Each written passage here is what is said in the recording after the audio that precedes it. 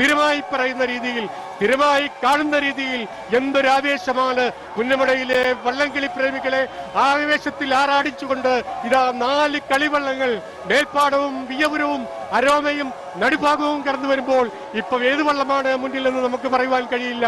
മേൽപ്പാടമാണോ, 1-ാം ട്രാക്കിലുള്ള മേൽപ്പാടമാണോ, അല്ല 2-ാം ട്രാക്കിലുള്ള വിയ്യപുരമാണോ, 3-ാം ട്രാക്കിലുള്ള അരോമയാണോ, 4-ാം ട്രാക്കിലുള്ള നടുഭാഗമാണോ?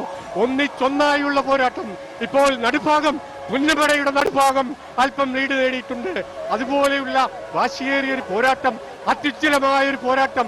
നടുഭാഗം ഒരു പുതിയ ചരിത്രം കുറിച്ചുകൊണ്ട് അവര് പുന്നമടക്കാര് നെഹ്റു ട്രോഫി വാർഡിനുകാര് അവരുടെ സ്വന്തമായ നാട്ടുകാരുടെ ഒരു പോരാട്ടത്തിൽ അവര് ഇവിടെ കടന്നു വരികയാണ്. നടുഭാഗം അല്ല, അല്ല മേൽപ്പാടം, അല്ല നടുഭാഗം, അല്ല അരോമ, അല്ല വിയ്യപുരം.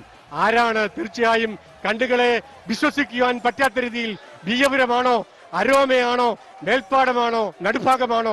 അത്യുജ്വലമായ ഒരു പോരാട്ടമായിരുന്നു ഈ 4 കളിവള്ളങ്ങൾ ഇവിടെ കാഴ്ചവെച്ചത്. എന്തൊരു മത്സരമായിരുന്നു! നടുഭാഗത്തിന്റെ എന്തൊരു പോരാട്ടമായിരുന്നു!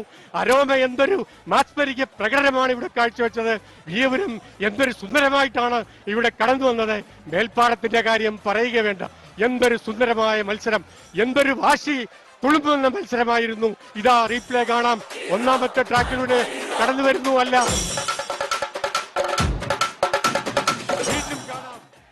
സ്ഥാനം നടുഭാഗം ചുണ്ടനാണ്. നടുഭാഗം ചുണ്ടൻ 4 മിനിറ്റ് 23 സെക്കൻഡ് 0.448 മില്ലി സെക്കൻഡിലാണ് ഫിനിഷ് ചെയ്തിട്ടുള്ളത്. അവസാനമായി നമ്മൾ കാത്തിരുന്ന വിജയി, 22-ാം നെഹ്റു ട്രോഫി ബോട്ട് റൈസിന്റെ വിജയി അരോമ ചുണ്ടനാണ്.